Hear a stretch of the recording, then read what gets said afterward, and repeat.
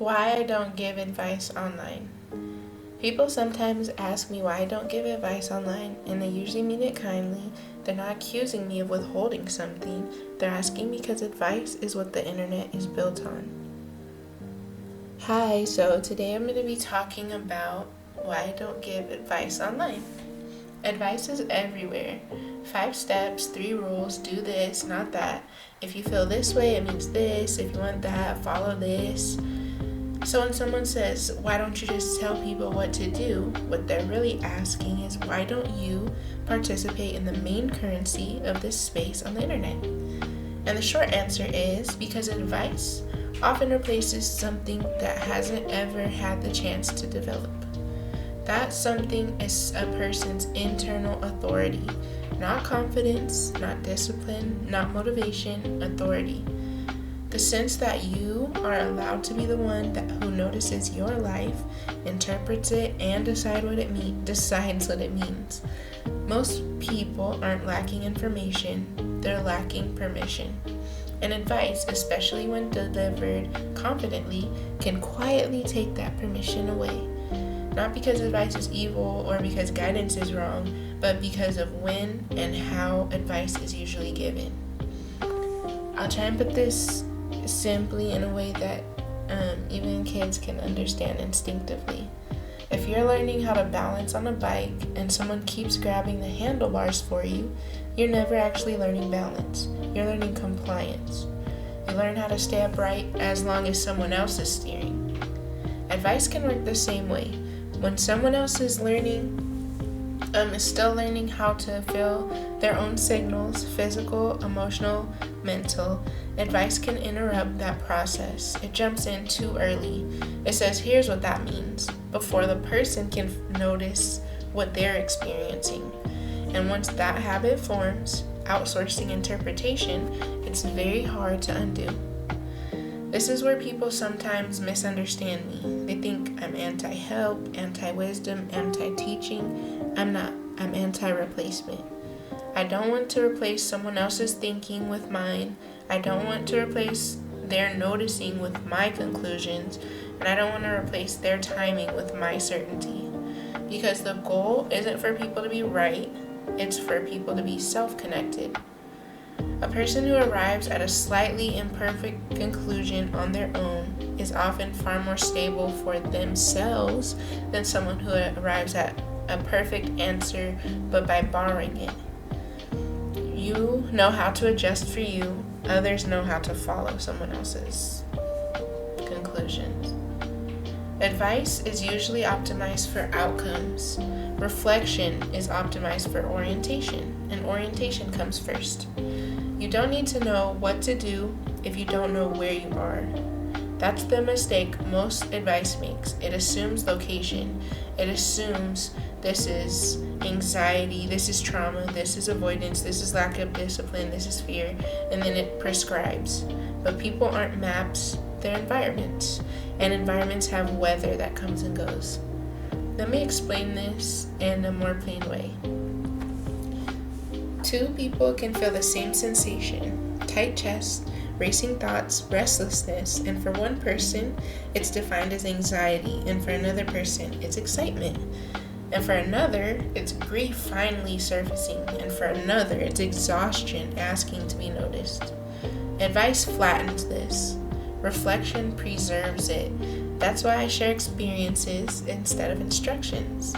Experiences say, this is something that happened. Notice that happened. Notice what it stirs in you. Advice says, this is what it means. Apply accordingly. One invites autonomy. The other risks obedience. There's also a power dynamic people don't like to talk about all the time. Advice positions the speaker above the listener, even subtly. Even when it's gentle, even when it's well-intended, the moment you say you should, you step into an authority role. And authority isn't neutral. Some people are starving for it, some people fear it, some people surrender to it very quickly. But when I speak, I don't know who's listening.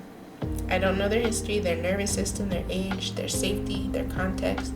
So An ethical choice for me is to leave space for everyone, to leave space for disagreement, interpretation, resistance, and silence. Advice closes the space, reflection opens it. So here I'm reflecting on a lot of wisdom that I've accumulated. Here's something else that matters, especially for the young listeners. If you grow up believing that wisdom always comes from outside of you, you don't learn how to trust your own noticing. You learn how to scan for authority. Who sounds confident? Who has credentials? Who has followers? Who seems certain? But certainty is not the same as truth, and confidence is not the same as accuracy. Some of the most grounded people I know speak softly, hesitate sometimes, and change their minds in real time. Advice culture doesn't reward that. It rewards clarity without context. I want to talk about autonomy for a moment because it's not what a lot of people think it is. It's not independence. It's not I don't need anyone. Autonomy is the ability to stay connected to yourself while receiving input. That means you can listen without absorbing, consider without obeying, and learn without surrendering your agency. Most people were never taught this. They're taught either obedience or rebellion. Both are reactions to authority. Autonomy is something else entirely, and you don't develop it by being told what to do.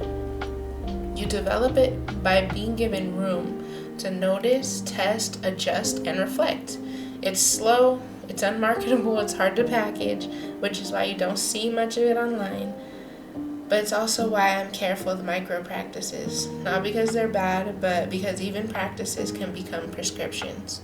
So when I offer them, they're not instructions, they're invitations. For example, you don't need to do anything in any of these episodes every day. You don't have to commit. You don't need to optimize it to fit yourself. You can just notice it. You can notice if something tightens, something eases. You can notice what happens when you pause before interpreting. That's it. It's not advice, it's awareness training. And awareness is transferable across every domain of life. Another simple distinction: advice tries to reduce uncertainty. Reflection teaches you how to live with uncertainty. Kids are actually very good at uncertainty. They ask questions without needing answers immediately. Adults are often who are more not the best with it. Rushing to label, explain, resolve, trying to find some authority to trust. But some things don't need to be resolved. They need to be felt long enough to organize themselves. Advice interrupts that process. It says, here, put this here, before the system can finish sorting by itself. I also know any perspective is partial. Everything I know has been filtered through my own body, temperament, timing, mistakes. It's not useless, but it's very specific, and specificity should be offered, not imposed. So when I talk from my own experiences, not over anyone else's, and if it resonates, good, and if it doesn't, it's just information for you. There's something very quiet but very powerful that happens when people aren't told what to do. They start listening differently. They stop asking what's the right answer and start asking, what am I noticing? This shift alone can change lives. Not dramatically, not overnight, but steadily. And it builds something no advice ever can, self-trust that doesn't collapse under pressure. I'll end this episode by saying very clearly, not giving advice doesn't mean I don't care. It means I care enough not to override your own internal process. I believe people are very capable, more capable than what they've been told, and I trust that if you're giving clarity without coercion, you'll find answers your own way. And if something I say stays with you, not as a rule, but as a lens, then it's doing what it's meant to do. Not to direct you, but to walk alongside you until you notice. Okay, thank you. Love you. Talk to you soon.